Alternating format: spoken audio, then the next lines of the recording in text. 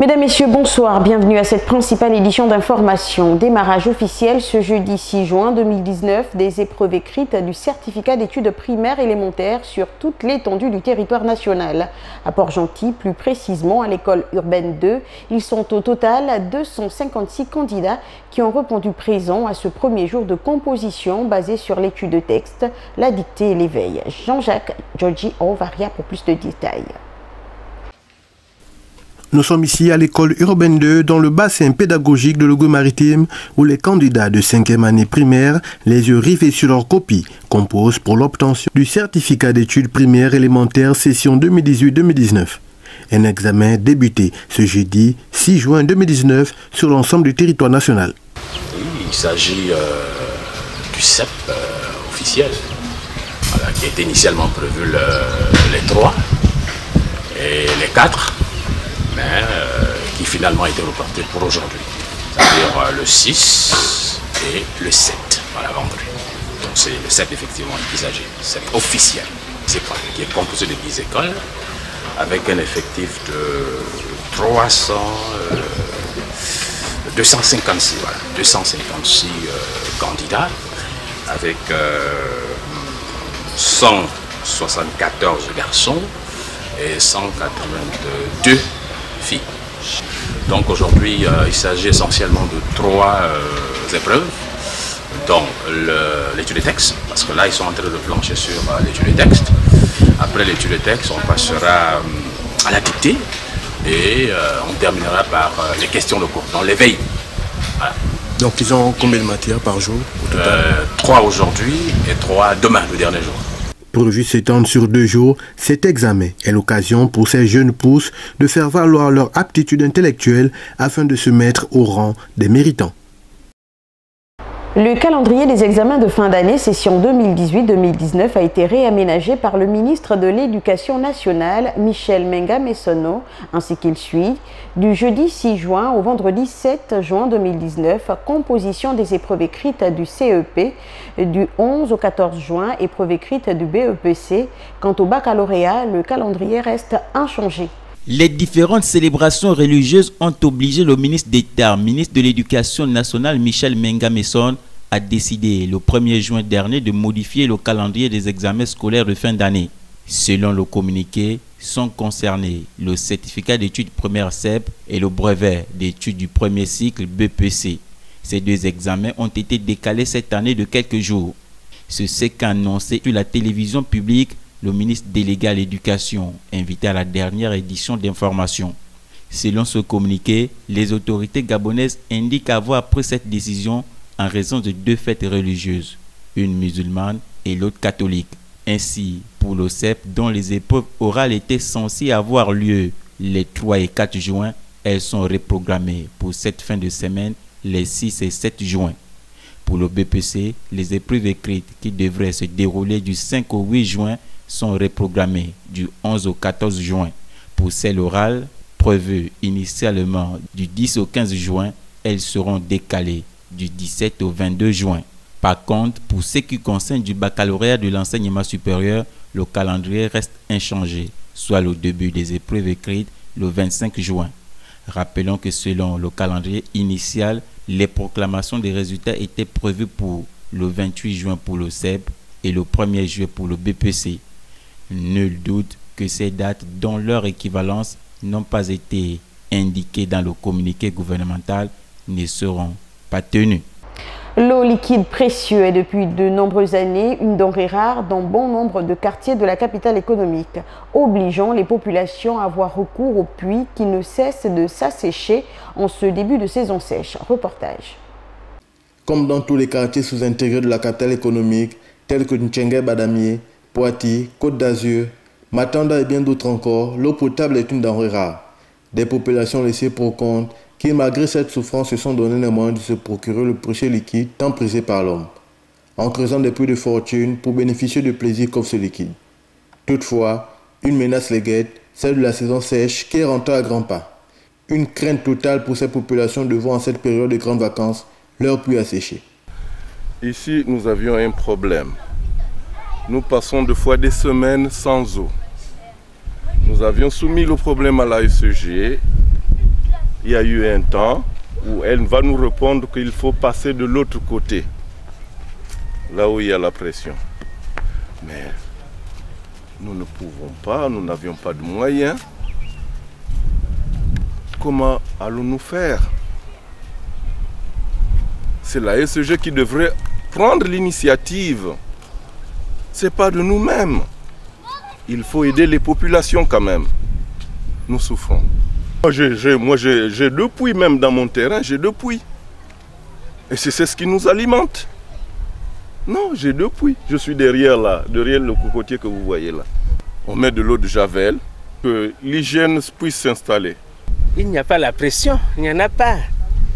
L'eau, on l'a séquentiellement aussi. Il n'y a rien, au fait on n'a pas l'eau. Au gros, aujourd'hui c'est quoi? L'eau c'est vital. Et quand on n'en a pas, on fait comment? Dès qu'il y a une baisse de pluie, on a une baisse de quantité d'eau. Déjà si on n'a plus la pression dans nos robinets, on fait comment? Une situation qui devrait une fois de plus interpeller les plus hautes autorités de l'État sur l'adduction en eau potable dans le pays, car les dangers de maladies que courent ses habitants en utilisant ces eaux non traitées sont nombreux. De ce fait, il serait souhaitable que des dispositions soient prises afin de permettre à toutes les couches sociales du pays de bénéficier d'eau potable. La directrice générale de la Caisse nationale de sécurité sociale, CNSS, le Dr Nicole Assélé, a annoncé lors d'un point de presse tenu à Libreville que le paiement des rentes se fera à compter de ce mardi 11 juin 2019. Tanguy Owana pour plus de détails. Le directeur des prestations techniques de la Caisse nationale de sécurité sociale, CNSS, a annoncé lundi au cours d'un point de presse que les prestations sociales, notamment le paiement de rentes initialement prévu le 10 juin, se fera finalement à partir du 11 juin prochain, conformément à un système rotatif trimestriel de ces différentes prestations. Au titre de paiement de prestations de ce mois de juin, la dite opération ne concernera que les prestations issues de la prise en charge des cas d'accident de travail et des maladies professionnelles. Comme il est d'usage en la matière, les bénéficiaires de ces prestations sociales seront payés via les traditionnels guichets de la CNSS ou par virement bancaire pour ceux ayant une domiciliation bancaire.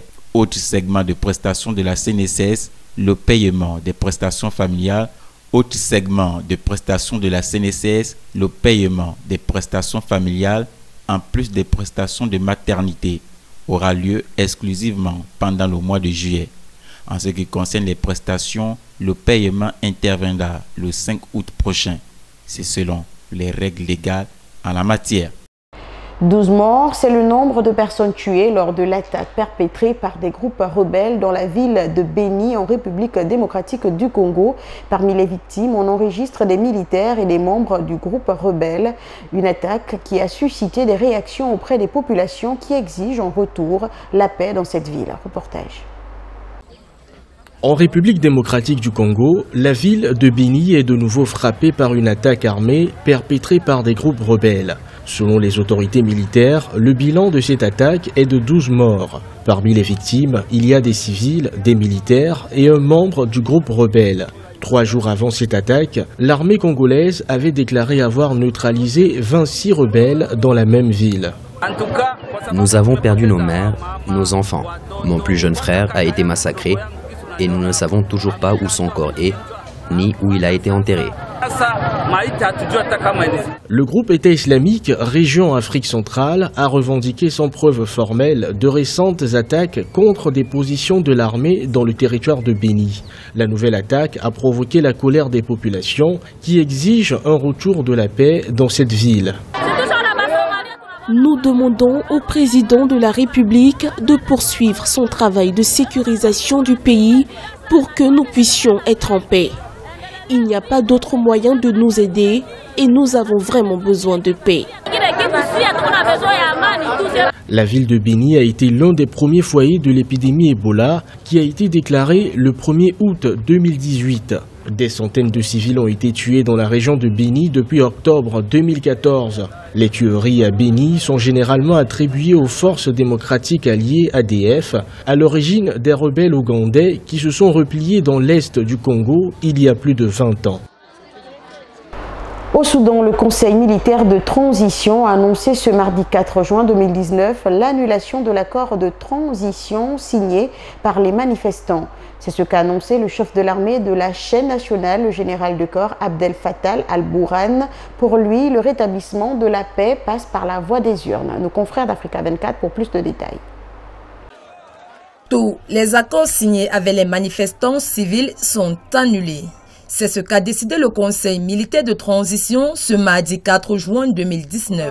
Devant la télévision nationale, le général de corps d'armée Abdel Fattah al-Burhan a déclaré que la seule façon de rétablir l'ordre au sein du pays est d'organiser les élections. Un scrutin national et régional est prévu en mars 2020 ainsi que la formation d'un gouvernement. L'armée tient à demeurer l'acteur central du jeu politique. Pour des raisons bien évidentes. Cette armée est restée longtemps au pouvoir, ne tient pas en réalité à vivre soit des procès, soit à se retrouver face à une chasse aux sorcières ou à perdre un certain nombre de privilèges qui sont les siens. Aussi, ce conseil militaire s'engage à traduire devant la justice tous les membres de l'ancien régime d'Omar el-Béchir impliqués dans la corruption et les crimes, apporter la paix dans les régions en conflit et préparer un environnement propice à des élections transparentes. Le rôle d'une armée dans un pays n'est pas d'organiser les élections, mais de se charger de veiller à l'intégrité du territoire et des institutions. Dire que l'armée va être l'organisateur des élections, à mon avis, c'est déjà une situation qui elle-même est critique. Ce lundi 3 juin 2019, le bras de fer entre les généraux au pouvoir et la contestation a pris une tournure sanglante avec la dispersion dans la violence du sitting des manifestants à Khartoum. Une opération qui a fait plus de 35 victimes et 650 blessés. À noter que le chef du conseil militaire s'est de nouveau engagé à céder le pouvoir à un régime démocratiquement élu. Réunion de la 89e Assemblée du Bureau de l'Association internationale des maires des pays de l'Afrique francophone, ouvert à Kigali au Rwanda. Plusieurs thèmes ont été au menu des discussions, entre autres le rôle de la ville dans le développement du pays. Reportage. Ils étaient plus d'une centaine, les maires des villes francophones, à participer aux activités de la 89e réunion du Bureau de l'Association internationale des maires francophones à Kigali du 1er au 3 juin 2019. Plusieurs thèmes étaient au menu des discussions, notamment le rôle de la ville dans le développement du pays. Kigali a été cité comme un bon exemple en matière de développement. La rapidité avec laquelle Kigali est en train de conduire les différentes transformations, que ce soit sur les questions écologiques, avec la mobilité, la planification urbaine ou sur l'inclusion sociale, ça nous intéresse et ça questionne sûrement notre gouvernance. En tous les cas, moi je veux vraiment aussi apprendre de Kigali en matière de gouvernance. À l'occasion, les maires de Kigali et de Paris ont signé plusieurs accords de partenariat dans les domaines comme celui des archives et mémoires ou encore dans le secteur des nouvelles technologies et de l'innovation. Kigali a même promis une réouverture du centre culturel franco-rwandais qui n'existe plus depuis 2014. Donc c'est un champ élargi qui va de la gestion des services urbains à la protection de l'environnement, à la mémoire et culture, au sport. Ce sont des domaines qui sont très divers et de par les discussions que nous avons déjà eues, on a plein de choses à apprendre des uns et des autres. L'Association internationale des maires francophones a été créée en 1979 et compte actuellement près de 300 villes membres. Cette réunion aura permis des villes comme Erbil au Kurdistan et Nyanza au Rwanda de rejoindre l'association. Nous voilà arrivés au terme de cette principale édition d'information. Merci d'être restés des nôtres. Bonne suite de nos programmes et à demain s'il plaît à Dieu.